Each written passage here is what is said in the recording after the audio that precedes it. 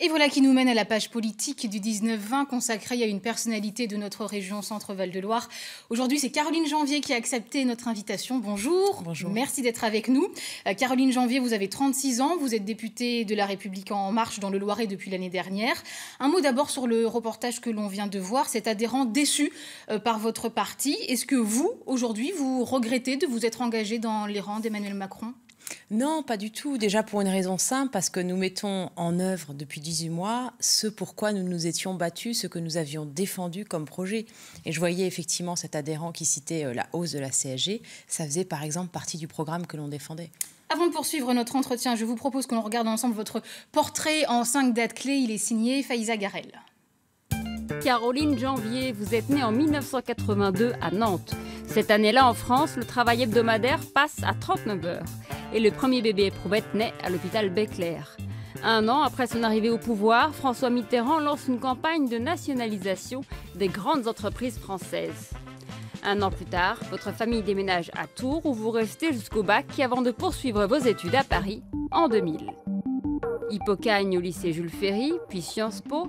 Durant vos études, vous passez une année en Russie. Un détail qui aura son importance dans votre parcours de député puisque vous prendrez la tête du groupe France-Russie à l'Assemblée nationale. Tenté par une carrière diplomatique, vous partez au Kenya, au service économie de l'ambassade de France. 2009, retour en France dans le Loiret. À cette époque, vous évoluez toujours loin de la sphère politique. Vous êtes engagée en tant que conseillère technique au sein de l'EDAPI, une association qui œuvre pour une meilleure intégration des personnes handicapées. Ce n'est qu'en 2016 que démarre votre engagement politique. Vous rejoignez ces militants d'un nouveau parti, En Marche. Pour soutenir Emmanuel Macron, alors candidat à la présidentielle, vous arpentez le terrain pour promouvoir un programme qui se veut collaboratif. Un engagement qui vous propulse en première ligne lors des législatives en 2017. Dans la 2e circonscription du Loiret, vous battez Serge Grouard, figure de l'Orléanais. Je ne cherchais pas à battre l'ancien maire d'Orléans, je cherchais à défendre le projet porté par Emmanuel Macron, qui est un projet de société, qui est un projet tourné vers l'avenir, qui est un projet qui fait la place aussi aux jeunes, au renouveau. Donc je suis fière, oui, que ce projet-là l'ait emporté. Membre de la commission des affaires sociales, vous faites partie des députés LREM qui ont tenté le dialogue avec les Gilets jaunes. C'était à ça.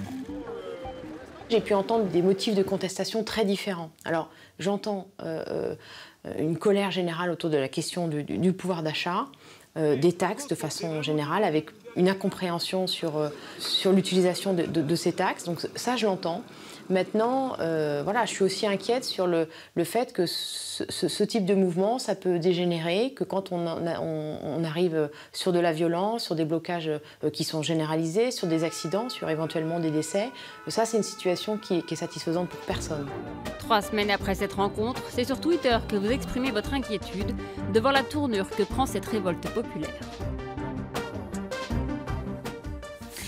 Le dialogue est la seule issue. C'est ce que vous répétez, Caroline Janvier, depuis plusieurs jours. Pourtant, ce dialogue, il a beaucoup de mal à s'établir avec les Gilets jaunes. C'est parce qu'aujourd'hui, la plupart des Français n'ont plus confiance en la politique.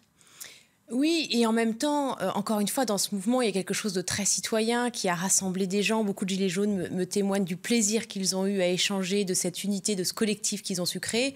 Donc je crois que ce mouvement a effectivement tout intérêt à trouver une voie démocratique et à faire des propositions dans un cadre, encore une fois, dans le dialogue. Je crois que c'est effectivement toute la richesse aussi de ce mouvement. Vous portiez il y a un an l'idée d'un renouveau politique avec Emmanuel Macron. Est-ce que ce renouveau, c'est un échec aujourd'hui?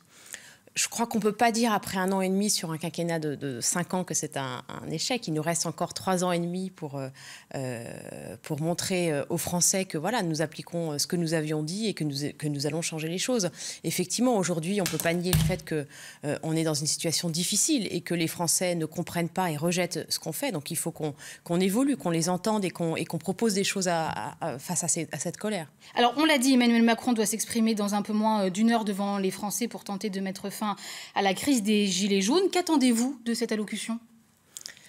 J'attends du président qu'il montre qu'il a compris la colère, la souffrance, la grande détresse qu'expriment les Gilets jaunes et qu'il apporte des réponses. Mais je crois que là encore, ce ne sont pas quelques mesures qui suffiront à éteindre ce qui se passe en ce moment. Et je crois qu'il va falloir dans le long terme que nous retrouvions une unité. On parle beaucoup d'une prime exceptionnelle pour le pouvoir d'achat des Français. Vous êtes favorable à cette mesure ?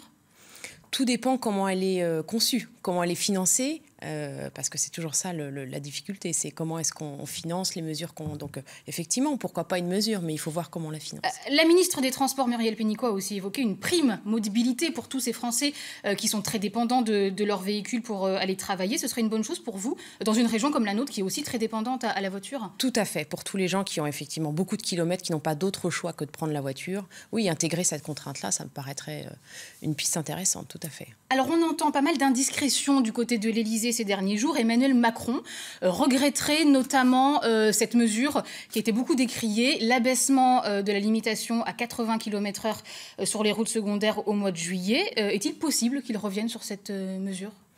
Cela m'étonnerait puisque cette mesure a été prise pour des raisons vraiment de sécurité, pour éviter des décès sur les routes. La façon dont ça a été présenté, ça n'a peut-être pas été travaillé de façon assez proche avec les élus, certainement. Mais cela m'étonnerait qu'ils reviennent sur cette mesure. Vous qui vivez en milieu rural, que pensez-vous de cette mesure ? Je trouve ça difficile de la mettre en place, hein, ça c'est sûr, de la mettre en œuvre, de la respecter. Maintenant, je crois que si ça permet au bout de plusieurs années de constater qu'on a évité un certain nombre de décès sur les routes, je crois que tout le monde pourra s'en satisfaire. Un dernier mot, Caroline Janvier, où serez-vous ce soir à 20h pour écouter le chef de l'État ? Chez moi.